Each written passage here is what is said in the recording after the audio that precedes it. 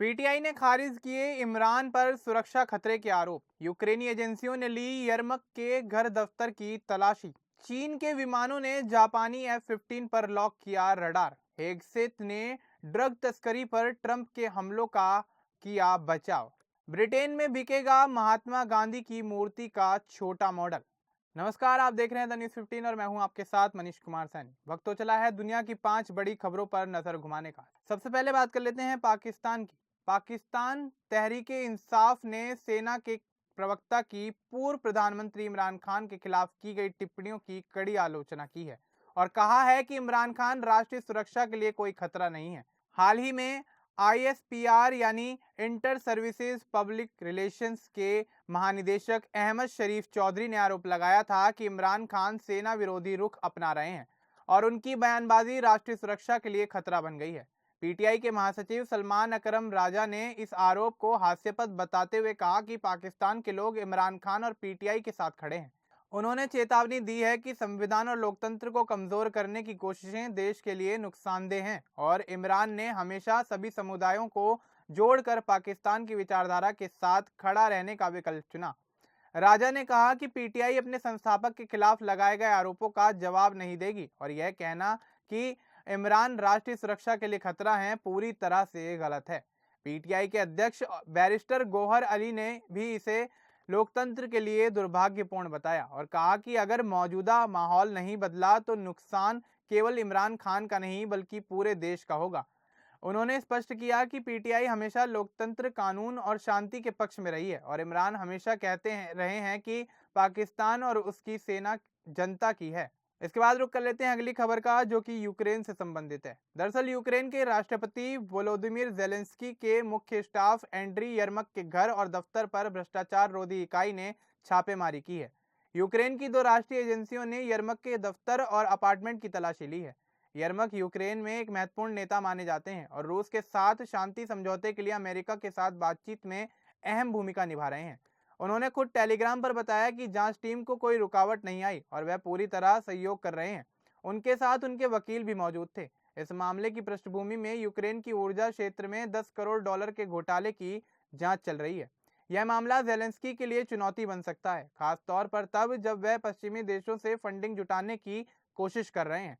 यरमक की छवि और उनकी जिम्मेदारी पर सवाल उठ सकते हैं, क्योंकि वह सरकार और अंतर्राष्ट्रीय पार्टनर्स के बीच मध्यस्थता का काम करते हैं। इस छापेमारी ने यूक्रेन की राजनीतिक और आर्थिक स्थिति पर भी गहरा प्रभाव डाला है और देश में भ्रष्टाचार के खिलाफ अभियान की गंभीरता को दिखाया है। यरमक ने साफ किया कि वह जांच में पूरी तरह सहयोग कर रहे हैं और कानून के तहत आगे बढ़ेंगे। इसके बाद रुक कर लेते हैं अगली खबर का, जो कि जापान से संबंधित है। जापान के रक्षा मंत्रालय के अनुसार चीन के एयरक्राफ्ट कैरियर लियाओनिंग से उड़ान भरने वाले J-15 लड़ाकू विमानों ने शनिवार को 2 बार जापान के F-15 विमानों पर रडार लॉक किया। पहली बार यह रडार लॉक दोपहर में लगभग 3 मिनट के लिए हुआ और दूसरी बार शाम को करीब 30 मिनट तक जारी रहा।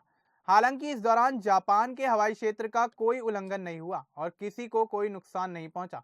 जापान के रक्षा मंत्री शिंजिरी कोइजुमी ने इसे बेहद खतरनाक हरकत बताया और कहा कि चीन का यह कदम सुरक्षित सैन्य उड़ान संचालन की सीमा से बाहर है। उन्होंने चीन के खिलाफ कड़ा विरोध दर्ज कराया और ऐसी घटनाओं को रोकने के लिए सख्त कदम उठाने की मांग की है। घटना के बाद दोनों देशों के बीच तनाव बढ़ सकता है। घटना के समय लियाओनिंग ओकिनावा और मियाको द्वीपों के बीच से गुजर रहा था और प्रशांत महासागर में विमान संचालन का अभ्यास कर रहा था। जापानी F-15 विमानों को सतर्कता के लिए हवा में भेजा गया था और उन्होंने सुरक्षित दूरी बनाए रखते हुए चीनी विमानों पर नजर रखी। रक्षा विशेषज्ञों के अनुसार रडार का इस्तेमाल सामान्य खोज या मिसाइल दागने से पहले फायर कंट्रोल के लिए होता है। माना जा रहा है कि यह जापान और चीन के बीच रडार लॉक की पहली घटना है। इससे पहले 2013 में एक चीनी युद्धपोत ने जापानी डेस्ट्रॉयर पर रडार लॉक किया था। इसके बाद रुक कर लेते हैं अगली खबर का, जो कि अमेरिका से संबंधित है। अमेरिका के रक्षा मंत्री पीट हेगसेथ ने हाल ही में उन सैन्य हमलों का बचाव किया जो कथित ड्रग कार्टेल से जुड़ी नावों पर किए गए थे। इन हमलों में 80 से ज्यादा लोगों की मौत हुई थी, जिसके बाद अंतर्राष्ट्रीय कानून के उल्लंघन को लेकर कई सवाल खड़े हो गए थे।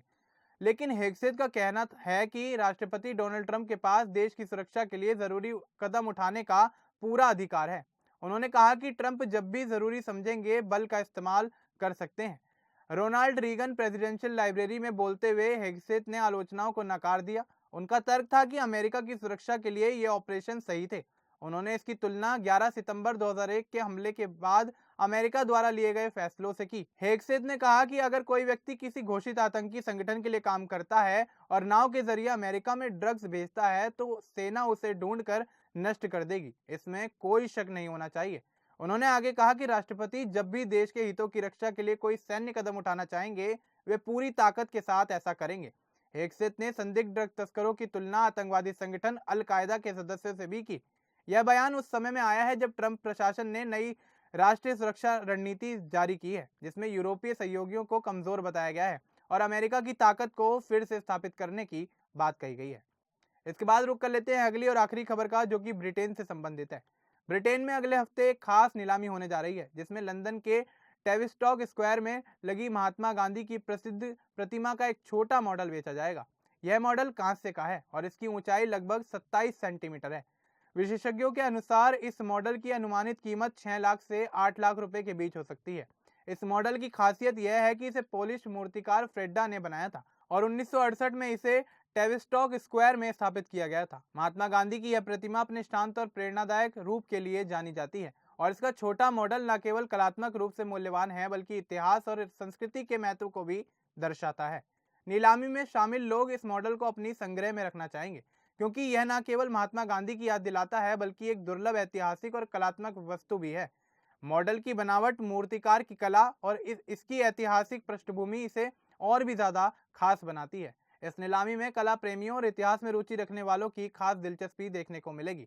यह मौका उनके लिए एक अनोखा अवसर है कि वे महात्मा गांधी की यादगार प्रतिमा का हिस्सा अपने पास रख सकेंगे। इस मॉडल की बिक्री न केवल कला की दुनिया में चर्चा का विषय बनेगी बल्कि महात्मा गांधी की विरासत को भी जीवित रखेगी। इस बुलेटिन में फिलहाल इतना ही। बाकी देश और दुनिया से जुड़ी तमाम बड़ी अपडेट्स के लिए हमारे चैनल को सब्सक्राइब करना ना भूलें। धन्यवाद।